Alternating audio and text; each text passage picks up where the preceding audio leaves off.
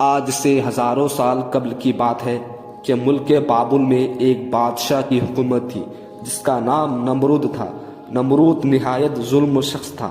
اس نے خدا ہونے کا دعویٰ کیا ہوا تھا اور جو اسے خدا نہ مانتا اس پر بہت ظلم و ستم کرتا تھا۔ نمرود خود بت پرست تھا اور اپنے سلطنت میں بھی بت پرستی کی اشاعت کیا کرتا تھا۔ نمرود کا محل مختلف قیمتی پتھروں کے بنائے ہوئے بتوں سے بھری ہوئی تھی۔ اللہ نے نمرود اور بابل کے لوگوں کی طرف حضرت ابراہیم علیہ السلام کو مبعوث فرمایا۔ نمرود کو اللہ کی طرف عبادت کرنے میں بلایا، مگر نمرود کی جہالت، گمراہی اور بادشاہت کی غرور نے اسے اللہ کے انکار پر کھڑا کر دیا۔ جب حضرت ابراہیم علیہ السلام نے کہا میرا رب تو وہ ہے جو زندہ کرتا ہے اور مارتا ہے، تو نمرود نے جواب دیا میں بھی مارتا ہوں اور زندہ کرتا ہوں۔ ابراہیم علیہ السلام نے کہا میرا رب تو وہ ہے جو مشرق سے سورج کو نکالتا ہے، اگر تو خدا ہے تو مشرق سے سورج کو نکال کر دکھا۔ یہ سن کر نمرود لاجواب ہو گیا۔ نمرود نے غصہ میں یہ حکم دیا کہ ابراہیم کو بطور سزا آگ میں ڈال دیا جائے۔ لہذا بابل کے لوگوں نے ایک خاص مقام پر لکڑیاں جمع کرنا شروع کر دیا۔ جب لکڑیاں جمع ہو گئی تو نمرود کے حکم سے اس کے لشکر نے ان لکڑیوں کو آگ لگا دیا، جس کی حرارت اس طرح تھی کہ کوئی اس کے قریب نہ جا پاتا تھا۔ جب حضرت ابراہیم علیہ السلام کو اس جلتی ہوئی آگ میں ڈال دیا گیا، جب نمرود کو یقین ہوا کہ آگ ابراہیم علیہ السلام کا کچھ بھی بگاڑ نہیں سکتی، تو اس نے آپ کو آزاد کر دیا۔ مگر نمرود اور اہل بابل نے اس معجزے کے بعد بھی اللہ کے بھیجے پیغمبر پر ایمان نہ لایا۔ اس کے برخلاف نمرود بابل میں ایک عظیم مینار بنوانے کا حکم دیا جس کے ذریعے وہ ابراہیم کے خدا سے مقابلہ کر سکے۔ اس نے مظلوموں کو یہ حکم دیا کہ اس مینار کو اتنے بلندی تک تعمیر کیا جائے کہ بادلوں تک پہنچ جائے، تاکہ وہ آسمان کے خدا سے جنگ کر کے اس کی سلطنت کو بھی فتح کر لے۔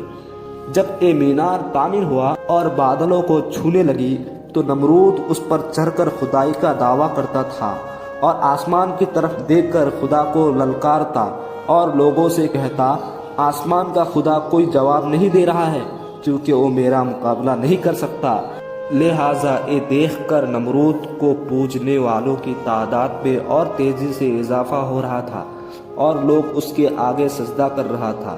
لیکن نمرود اس بات سے بے خبر تھا کہ بہت جلد وہ اللہ کی غضب کا شکار ہونے والا ہے اور سخت عذاب اس پر جلد آنے والے ہیں۔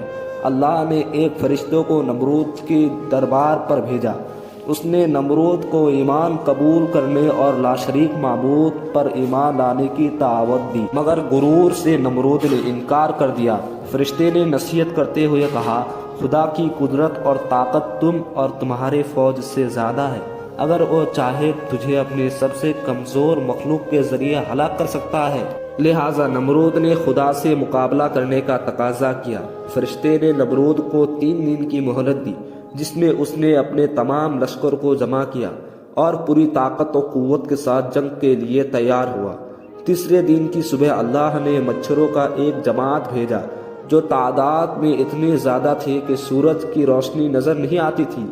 یہ مچھروں پوری بادل و شہر میں پھیل گئے اور نمرود کے لشکر پر حملہ کر دیا۔ مچھروں نے لشکروں کے سپاہی کا خون چوس لیے اور گوشت چاٹ گئے۔ ان لوگوں کی صرف ہڈیاں باقی رہ گئی۔ ایک مچھر نمرود کے ناک میں داخل ہو گیا اور ناک کے راستے دماغ میں گھس گیا اور مغز کھانے لگا۔ درد کی شدت سے نمرود پاگل ہونے لگا۔